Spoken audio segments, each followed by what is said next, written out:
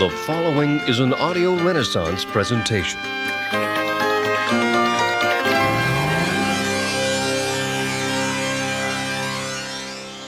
Hello, I'm Bill Hartley, president of Audio Renaissance, and I'm very pleased to present to you our adaptation of The Book by Alan Watts.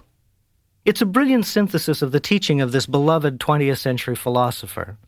And at different points throughout the tape, you'll actually get a chance to hear the voice of the late Alan Watts himself, recorded live, on location, during lectures and seminars.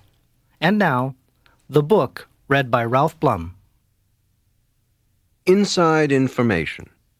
Just what should a young man or woman know in order to be in the know? Is there, in other words, some inside information, some special taboo, some real lowdown on life and existence that most parents and teachers either don't know or won't tell? In Japan, it was once customary to give young people about to be married a pillow book. This was a small volume of woodblock prints, often colored, showing all the details of sexual intercourse. It wasn't just that, as the Chinese say, one picture is worth 10,000 words.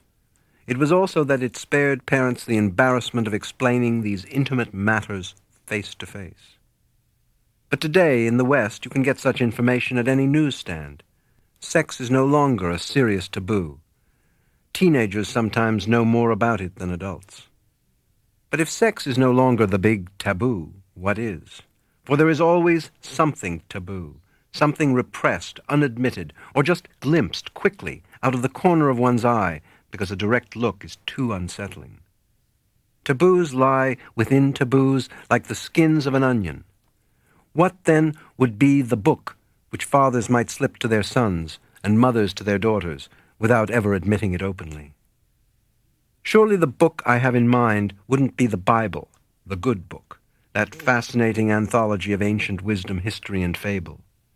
It's been treated as a sacred cow for so long that it might well be locked up for a century or two so that people could hear it again with clean ears. The book I am thinking about would not be religious in the usual sense, but it would have to discuss many things with which religions have been concerned. The universe and our place in it, the mysterious center of experience, which I call I myself, the problems of life and love, pain and death, and the whole question of whether existence has meaning in any sense. It might seem, then, that our need is for some genius to invent a new religion, a philosophy of life, and a view of the world that is plausible and generally acceptable for the late 20th century, and through which all people can feel that the world as a whole, and their own lives in particular, have meaning. But this, as history has shown repeatedly, is not enough. Religions are divisive and quarrelsome. We do not need a new religion or a new Bible. We need a new experience, a new feeling of what it is to be I. The lowdown on life, which is, of course, the secret and profound view, is that our normal sensation of self is a hoax, or at best, a temporary role that we are playing, or have been conned into playing, with our own tacit consent, just as every hypnotized person is basically willing to be hypnotized.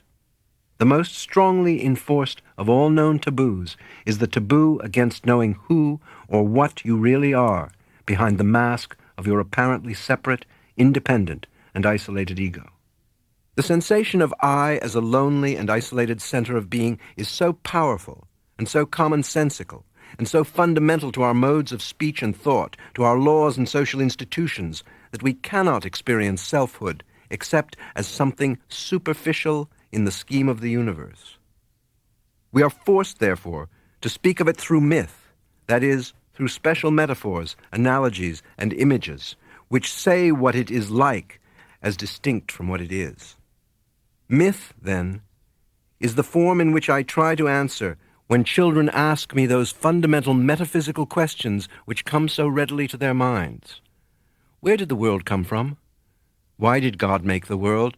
Where was I before I was born? Where do people go when they die? Again and again, I have found that they seem to be satisfied with a simple and very ancient story which goes something like this. There was never a time when the world began, because it goes round and round like a circle, and there's no place where a circle begins. Look at my watch, which tells the time. It goes round and so the world repeats itself again and again. But just as the hour hand of the watch goes up to 12 and down to 6, so too there is day and night, waking and sleeping, living and dying, winter and summer. You can't have any one of these without the other, because you wouldn't be able to know what black is unless you had seen it side by side with white, or white unless side by side with black. In the same way, there are times when the world is and times when it isn't. For if the world went on and on without rest forever and ever, it would get horribly tired of itself. So it comes and it goes. Now you see it, now you don't. Because it doesn't get tired of itself, it always comes back again after it disappears. It's like your breath. It goes in and out. And if you try to hold it in all the time, you feel terrible. It's also like the game of hide and seek, because it's always fun to find new ways of hiding and to seek for someone who doesn't always hide in the same place. God also likes to play hide and seek, but because there is nothing outside God, he has no one to play with but himself. He gets over this difficulty by pretending that he is not himself. That is his way of hiding from himself. God pretends that he is you and I and all the people in the world, all the animals, all the plants, all the rocks, and all the stars. In this way, he has strange and wonderful adventures, some of which are terrible and frightening. But these are just like bad dreams, for when he wakes up, they will disappear. Now, when God plays hide and pretends that he is you and I, he does it so well that it takes him a long time to remember where and how he hid himself. But that's the whole fun of it, just what he wanted to do. He doesn't want to find himself too quickly, for that would spoil the game. That is why it is so difficult for you and me to find out that we are God in disguise, pretending not to be himself. But when the game has gone on long enough, all of us will wake up, stop pretending, and remember that we are all one single self, the God who is all that there is and who lives forever and ever. Of course, you must remember that God isn't shaped like a person. People have skins, and there is always something outside our skins. If there weren't, we wouldn't know the difference between what is inside and outside our bodies. But God has no skin and no shape, because there isn't any outside to him. The inside and the outside of God are the same. And though I have been talking about God as he and not she, God isn't a man or a woman. I didn't say it, because we usually say it for things that aren't alive.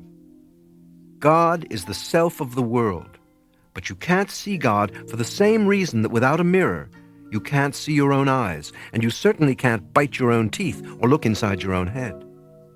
Yourself is that cleverly hidden because it is God in hiding. You may ask why God sometimes hides in the form of horrible people or pretends to be people who suffer from great disease and pain. Remember first that he isn't really doing this to anyone but himself. Remember, too, that in almost all the stories you enjoy, there have to be bad people as well as good people. For the thrill of the tale is to find out how the good people will get the better of the bad. It's the same as when we play cards. At the beginning of the game, we shuffle them all into a mess, which is like the bad things in the world. But the point of the game is to put the mess into good order, and the one who does it best is the winner. Then we shuffle the cards once more and play again, and so it goes with the world.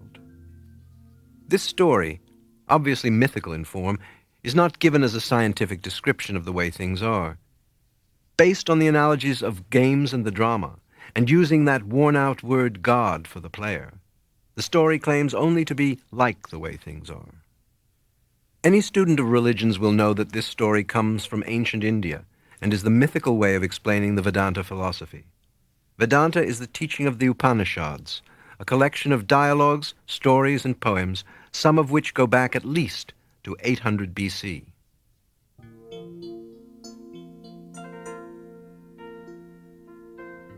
It's saying that the self in each one of you is really at root one.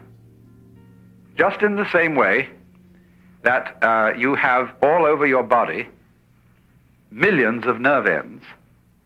Each one of those nerve ends is, as it were, a little eye, because all the senses are fundamentally one sense.